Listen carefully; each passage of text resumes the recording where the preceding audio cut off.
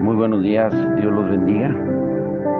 Bueno, este inicio de semana espero que todos estén bien, se encuentren bien y que estén muy atentos a la palabra del Señor. El título de hoy es Vivir cuando morir es ganancia. Jesús le dijo a sus seguidores en Mateo 10:39, el que encuentre su vida la perderá y el que la pierda por mi causa la encontrará. Y sin duda Jesús admitió o les estaba diciendo a sus discípulos que seguirlo implicaba arriesgar la seguridad y la satisfacción que encontramos en este mundo. Sin embargo, también dijo que seguirlo llevaría a una recompensa radical que este mundo no puede ofrecer jamás. Y esto exige que cada uno de nosotros nos preguntemos, ¿creemos que la recompensa que se encuentra en Jesús vale el riesgo de seguirlo? El desafío, el reto de Jesús a que perdamos la vida se encuentra al final de su discurso que le dio a los discípulos en Mateo 10, al mandarlos al mundo. Jesús les señaló los riesgos que deberían correr al seguirlo a Él. Les dijo que estarían rodeados de gran necesidad. ¿Y cuáles fueron sus instrucciones? En Mateo 10:8 dijo, sanen a los enfermos, resuciten a los muertos, limpien de su enfermedad a los que tienen lepra, expulsen demonios. Imaginen la clase de gente con la que se encontrarían los discípulos, los enfermos, los leprosos, los rechazados, los peligrosos, y no era exactamente el grupo más atractivo pues con el que uno se pudiera juntar. Imagino la expresión en el rostro de los discípulos cuando salieron las palabras de la boca de Jesús en Mateo 10:16. Los envío como ovejas en medio de lobos. Las ovejas se encuentran entre los animales domésticos más indefensos y también se encuentran entre los animales más tontos. Cualquier ruido inofensivo puede ponerlas frenéticas, desorientadas, y cuando se enfrentan al peligro no tienen un mecanismo de defensa. Lo único que pueden hacer es correr y desafortunadamente son lentas. Y como resultado, lo más tonto que puede hacer una oveja es andar en medio de un grupo de lobos. Entonces, ¿por qué Jesús dijo a los discípulos que iban a andar así? ¿Y por qué habría de decirles Jesús que Él es el buen pastor en Juan 10:11? O como dice en Hebreos 13:20, el gran pastor. ¿Por qué dijo que a sus ovejas que anduvieran entre los lobos? En ese momento, Jesús le dijo a sus discípulos, los envío a lugares peligrosos, donde se encontrarán en medio de personas malas y feroces. Además estarán ahí porque yo los mando. También les dijo, vayan donde hay peligro y dejen que se diga de ustedes lo que se diría de ovejas que andan en medio de lobos, que están locos, que no tienen idea, que son tontos, que no saben en qué clase de peligros se están metiendo. Eso es lo que quiere decir ser mi discípulo. Pero nosotros no pensamos de esa manera. Algunas de nuestras frases favoritas expresan palabras como el lugar más seguro para estar es el centro de la voluntad de Dios, y pensamos, sí, es peligroso, Dios no debe estar ahí, sí, es arriesgado, sí, es inseguro, sí, es costoso, no debe ser la voluntad de Dios. Pero, ¿qué sucedería si esos factores fueran en realidad el criterio mediante el cual determinamos que algo es la voluntad de Dios?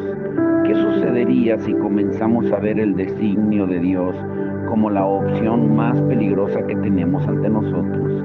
¿Qué sucedería si el centro de la voluntad de Dios es en realidad el lugar más inseguro para nosotros? Yo tengo revistas de hace más de 25 años y hay unas revistas que tengo que se llaman La Voz de los Mártires, y estaba volviendo a leer la historia de un hermano cristiano.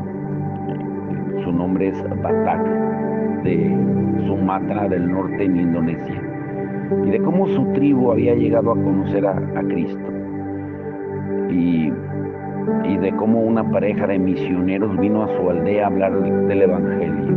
La tribu era musulmana en su totalidad y eran como ovejas en medio de lobos. Los líderes de la tribu capturaron a esa pareja de misioneros, los asesinaron y se los comieron. Pero años después, otro misionero llegó a la tribu y una vez más comenzó a hablar del Evangelio. Los líderes de la tribu reconocieron que la historia que contaba era exactamente la que había contado la pareja anterior, y esta vez decidieron escuchar. Y una vez que escucharon, creyeron, y al poco tiempo toda la tribu se había convertido a Cristo. Y ese creyente cuenta que hoy en día hay más de 3 millones de cristianos entre la tribu Batak del norte de Sumatra.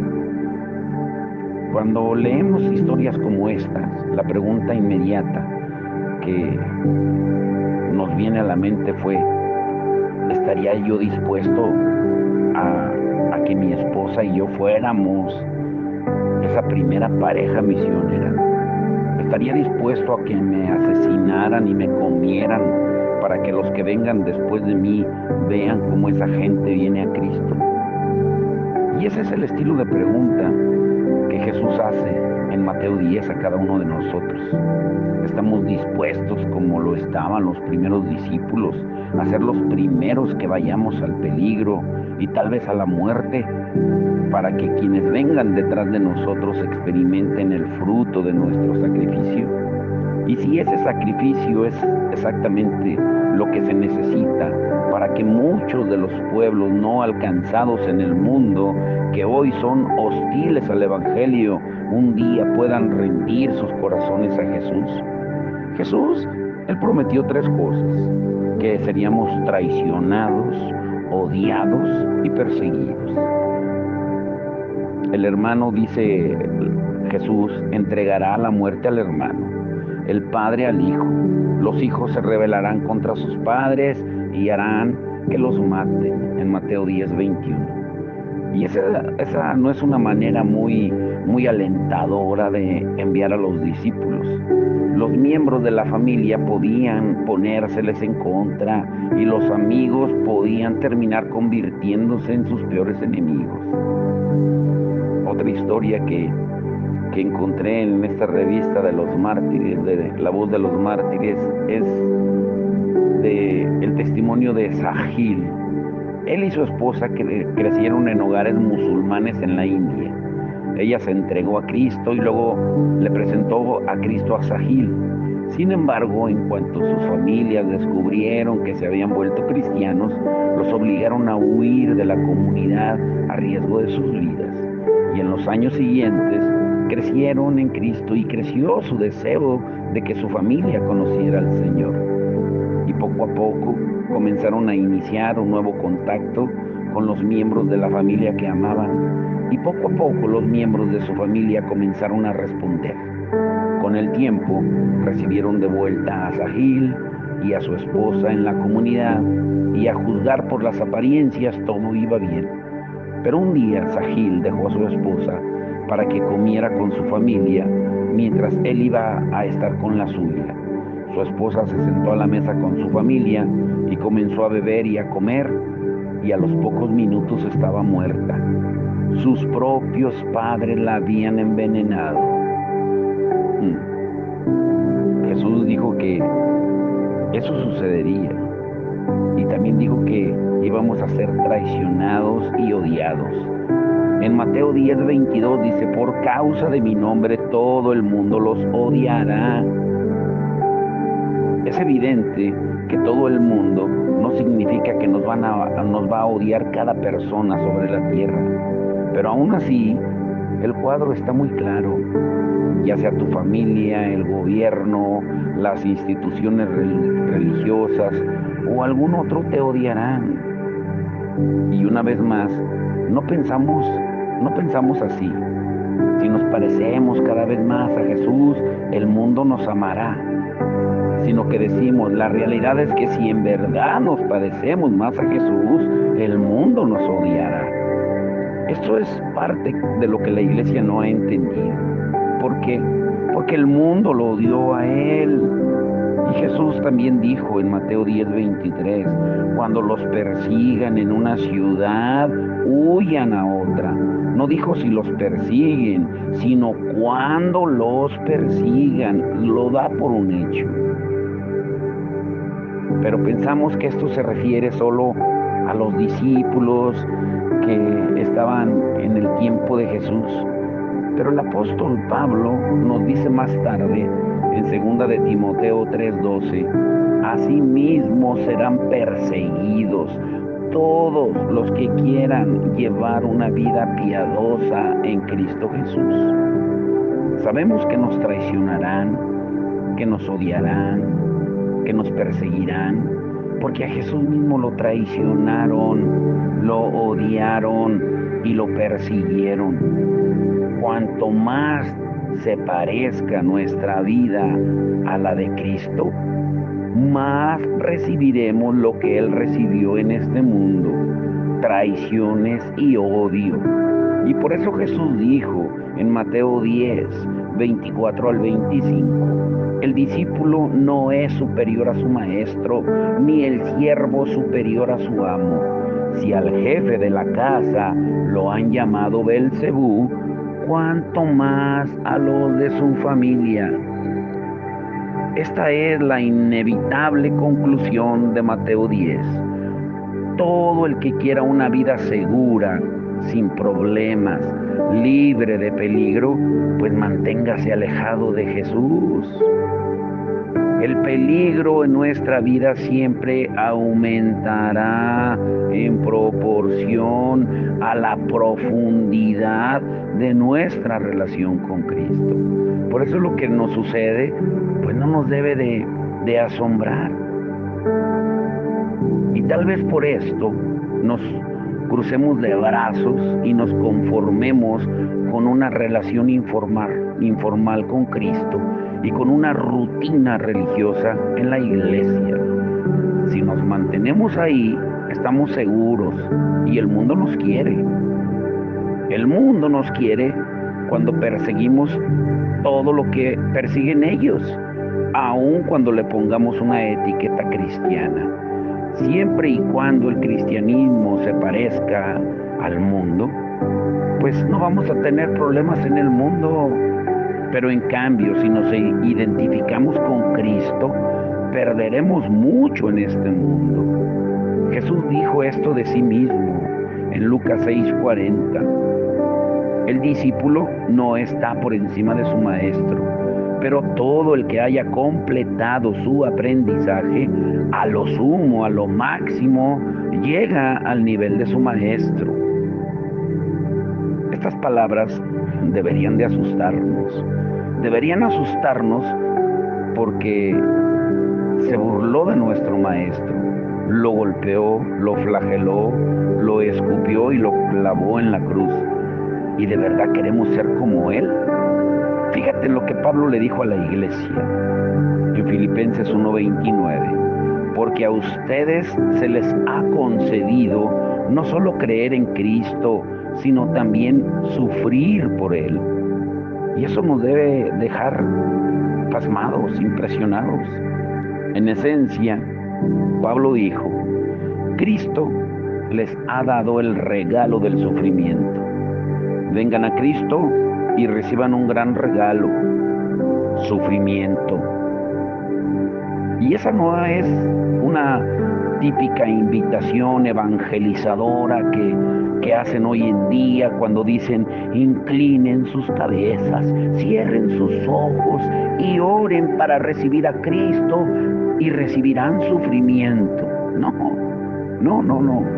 Pablo hasta parece como si estuviera bromeando, pero no es broma.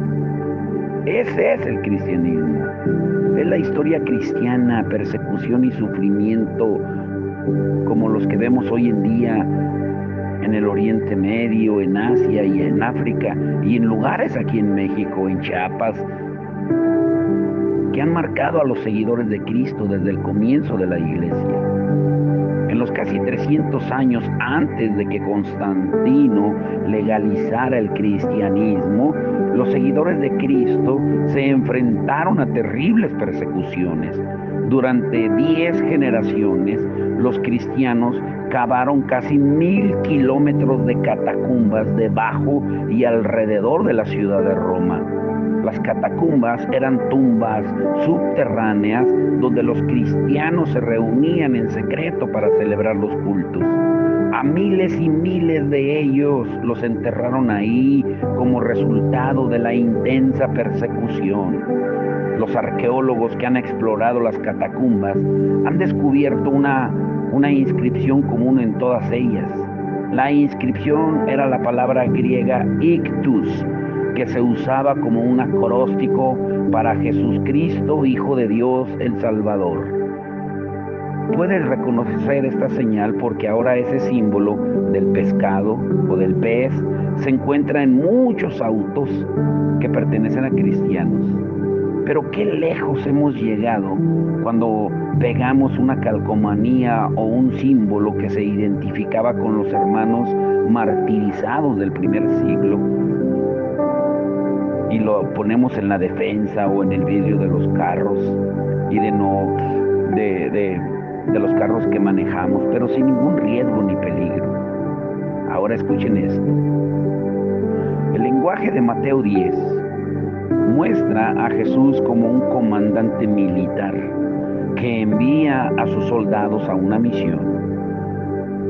Él llamó a sus discípulos y los envió después, a la luz de las necesidades que tenían ante sí y al peligro que los rodeaba.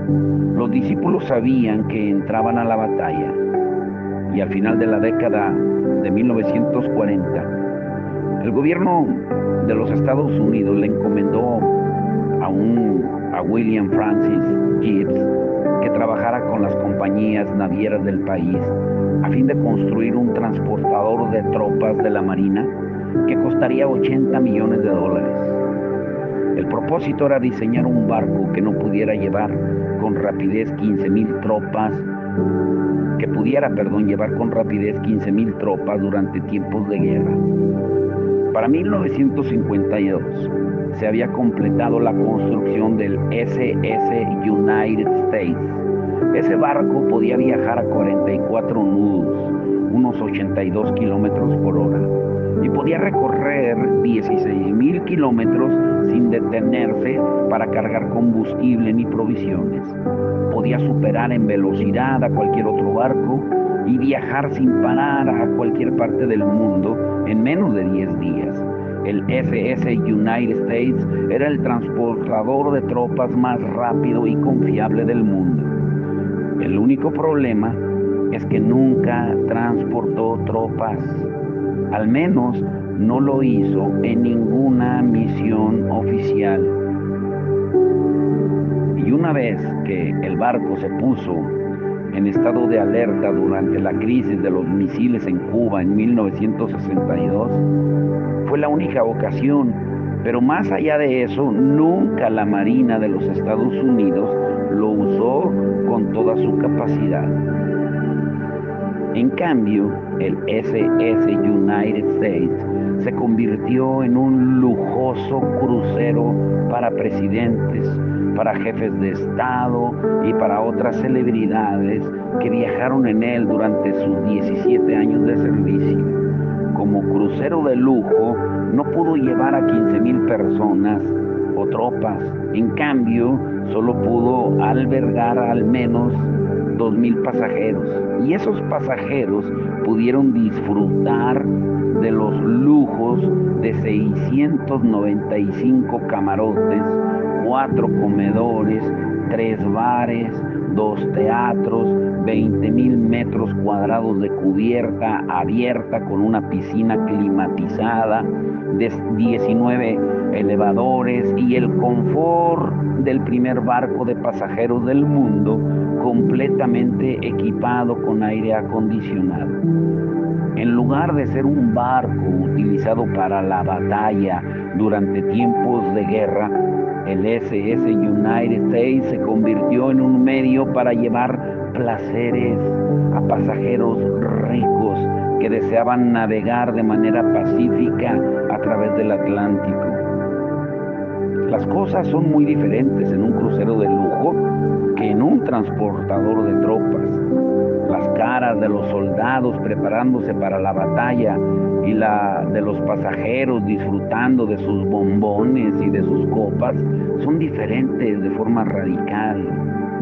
La conservación de los recursos en un transportador de tropas contrasta de manera drástica con el lujo, la opulencia que caracteriza a un crucero de lujo. Y el ritmo al que se mueve el transportador de tropas es por necesidad mucho más veloz que el de un crucero de lujo.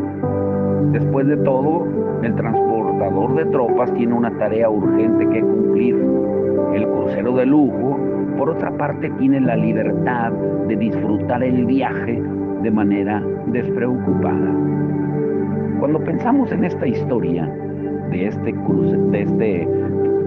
del SS United States, me pregunto si tiene algo que enseñarnos sobre la historia de la iglesia. La iglesia, al igual que ese barco, fue diseñada para la batalla.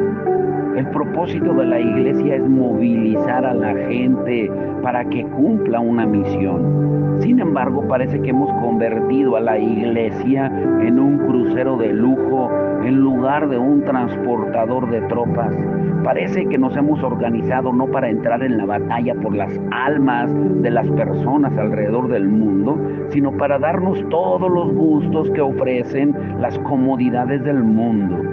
Y esto hace que nos preguntemos, ¿qué sucedería si miramos de frente a un mundo con más de 3.500 millones de personas que van directo al infierno y 26,000 niños que mueren todos los días de hambre, de inanición y de enfermedades que pueden ser prevenibles?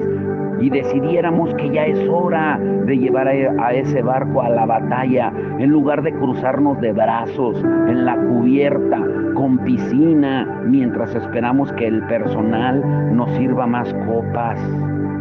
¿Estamos dispuestos a obedecer las órdenes de Cristo? ¿Estamos dispuestos a ser como Él? ¿Estamos dispuestos a arriesgar nuestra vida, a pasar gran necesidad, a correr gran peligro, ya sea en las ciudades que nos rodean, con los vecinos difíciles que tenemos, en las comunidades que están llenas de enfermedades espirituales, no solo aquí en México, sino también en lugares lejanos? Aquí en México tenemos una plaga llamada narcotráfico, violencia, pero estamos dispuestos a cambiar en esencia nuestra comprensión del cristianismo como crucero de lujo que procura más comodidades en el mundo, a fin de verlo como un transportador de tropas que abandona las comodidades del mundo para realizar una tarea con un significado eterno y alcanzar una recompensa que satisfará por la eternidad. Aquí es donde Cristo se desvía por completo del sueño americano. Es verdad que Él nos promete una gran recompensa, pero su recompensa es muy diferente de lo que podríamos esperar. La recompensa del sueño americano es seguridad y éxito que se encuentran en mayor confort, mejores equipamientos, mayor prosperidad.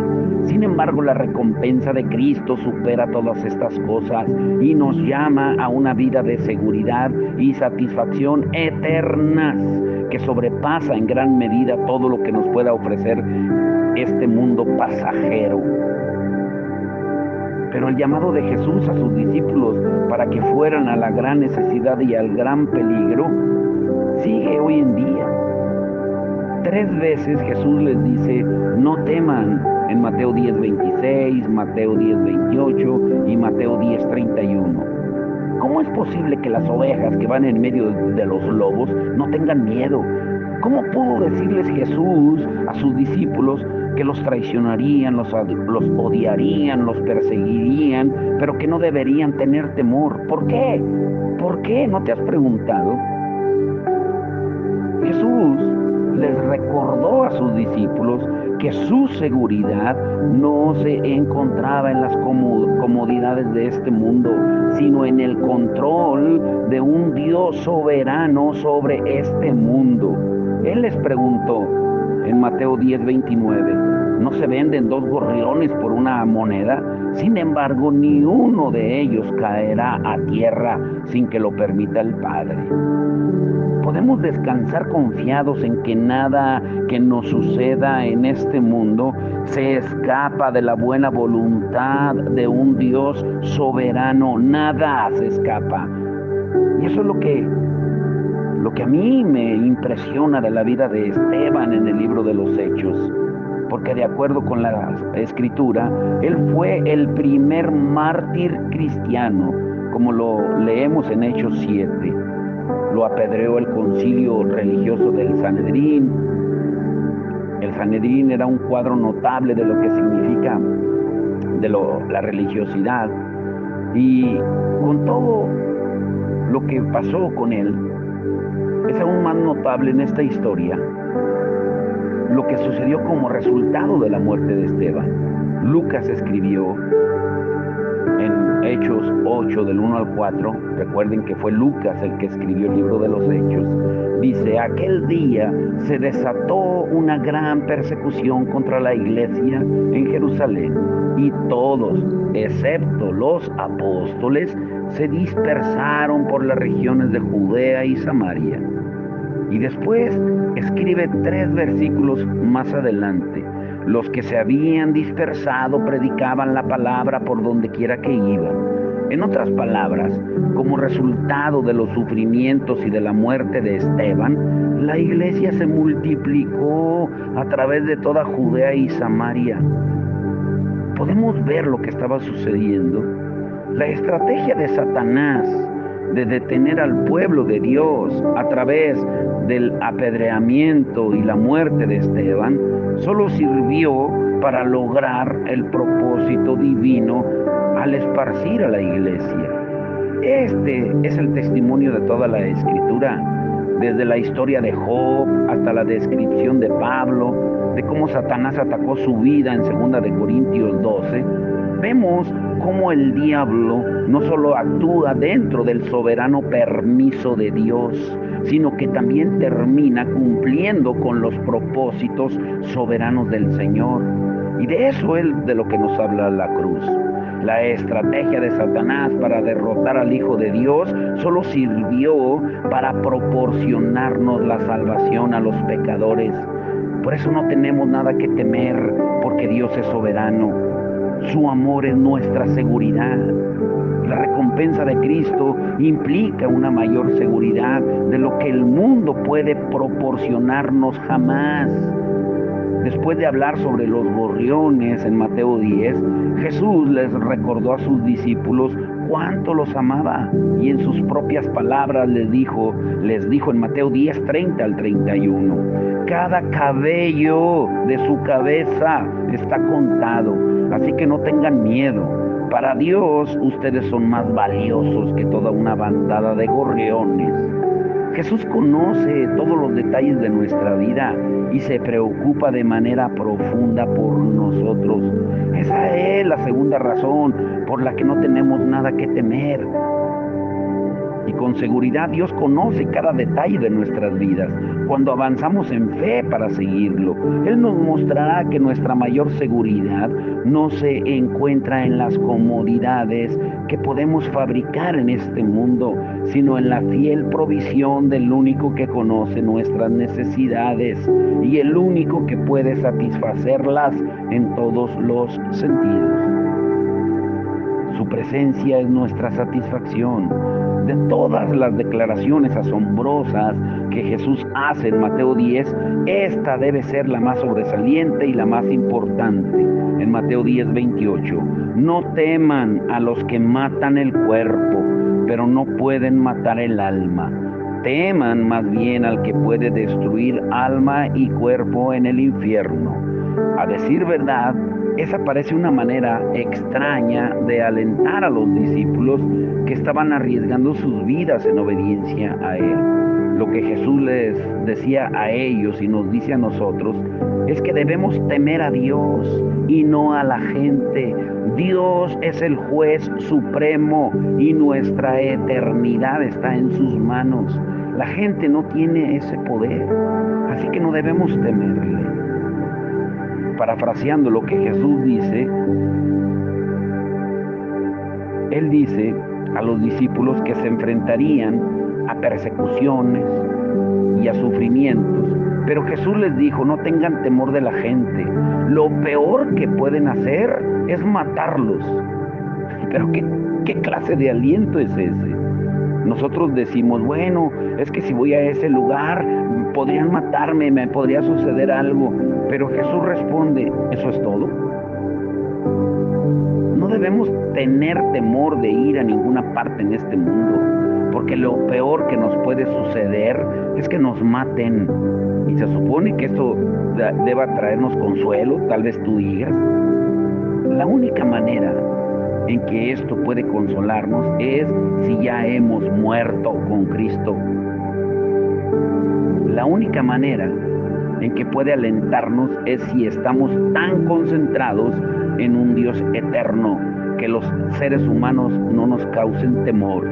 Según las palabras de Pablo en Filipenses 1:21, porque para mí el vivir es Cristo y el morir es ganancia. La única manera en que la muerte puede ser una recompensa es si morir es una ganancia en realidad. La historia de la iglesia está llena de historias de hombres y de mujeres, como dice en Apocalipsis 12:11, no valoraron su vida como para evitar la muerte. Hay tantas historias que nos pueden alentar en la palabra de Dios, que hoy yo te invito. Te podría leer muchas historias de héroes que han estado en medio de peligro y que han dado su vida por el Evangelio. Pero con lo que te quiero dejar es con esto. Recordemos que esta es la gran recompensa del Evangelio. Dios mismo es nuestra mayor recompensa. Cuando arriesgamos la vida para correr detrás de Cristo, es cuando de verdad descubrimos la seguridad que se encuentra solo en su soberanía, la seguridad que se encuentra solo en su amor y la satisfacción que se encuentra solo en su presencia. Esa es la gran recompensa eterna. Y seríamos tontos si nos conformáramos con algo menor. Cuando consideramos las promesas de Cristo, de arriesgar todo lo que somos y todo lo que tenemos por amor a Él, ya no es una cuestión de sacrificio, solo es sentido común. Seguir a Cristo no es sacrificado, sino inteligente. Alguien dijo una vez, no es un tonto aquel que da lo que no puede retener para ganar lo que no puede perder. De nuevo te lo digo.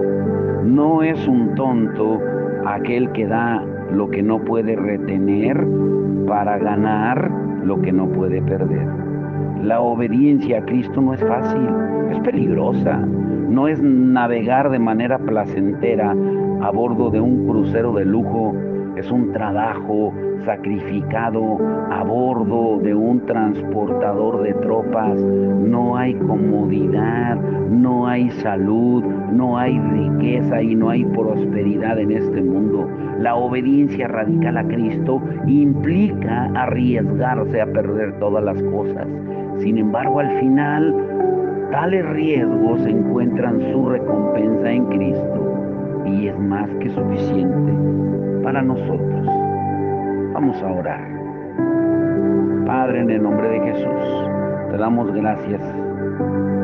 Gracias por tu palabra, Señor. Gracias, Señor, porque tú quieres que nos preparemos, Señor, y que seamos esos soldados, que seamos esa novia preparada, como decía nuestro pastor, que seamos esa novia vestida con un vestido hermoso de gala, pero con botas de combate, que estemos preparados para arrebatar las almas del fuego, Señor, que estemos preparados a cumplir la gran comisión que tú nos has mandado. Perdónanos, Señor, por nuestra negligencia, porque muchas veces nos dejamos atrapar por las comodidades del mundo, nos dejamos atrapar por los deleites del mundo y no pensamos en la eternidad, no pensamos en que el día que muramos puede ser hoy, mañana o durante unas horas, pero el cuerpo se va a dormir esperando la resurrección, una resurrección que todos vamos a tener, Señor, seamos buenos o seamos malos, para recibir cada uno el pago debido de tu justicia, según lo que hayamos hecho en el cuerpo, sea bueno o sea malo. Pero con qué facilidad lo olvidamos. Cuando tenemos una necesidad nos desesperamos. Cuando tenemos abundancia nos olvidamos. Cuando estamos bien de salud no pensamos en ti, pero cuando estamos enfermos quisiéramos que vinieras inmediatamente a nosotros.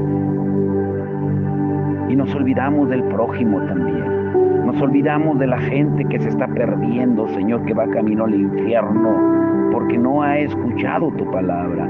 Porque la fe viene por el oír y la salvación es por fe. Pero ¿cómo van a creer si no hay quien les predique? ¿Cómo van a creer si no hay quien vaya a predicarles? Señor, que entendamos realmente lo que significa las palabras de Pablo cuando él decía: para mí el vivir es Cristo y el morir es ganancia. Que de verdad entendamos que vivir en este mundo significa estar cumpliendo la voluntad tuya para vivir una eternidad contigo. Porque la vida en el mundo es pasajera, es efímera, es como la neblina, dice Santiago. Pero contigo es eterna. Pero una parte que olvidamos también es de que el castigo también es eterno. Las consecuencias de la desobediencia, de la rebeldía, también son eternas. Y cuando no obedecemos, cuando somos rebeldes, vamos caminando por ese camino ancho de perdición, donde su fin es el infierno. Que entremos por esa puerta angosta, donde solamente tú nos dices, al igual que los discípulos, nos esperan solamente traiciones, nos esperan solamente, Señor, lo que tú dijiste en tu palabra: ser traicionados, ser odiados, ser perseguidos y aún ser asesinados, porque pensarán que lo hacen en tu nombre. Y lo podemos ver, Señor, en la propia comunidad donde estamos, hermanos que supuestamente se dicen hermanos, odiando lo que tú estás haciendo, salvando las almas. Porque no hay peor enemigo, Señor, que nosotros mismos y aquellos que se dicen ser hermanos, los falsos hermanos. Porque así como el enemigo camuflajea, Señor, y engaña, también él introduce falsos hermanos. Si él mismo se disfraza como ángel de luz, hace que sus ministros también se disfracen como ministros de justicia, como dice tu palabra. Pero es tiempo, Señor, de verdad, de vestirnos con las armas, con toda la armadura tuya, Señor. Te damos toda la gloria y la honra, y que podamos entender que el vivir, Señor, es para ti. El vivir es Cristo. morir es ganancia. Te damos toda la gloria y la honra en el nombre de Jesús. Amén y amén.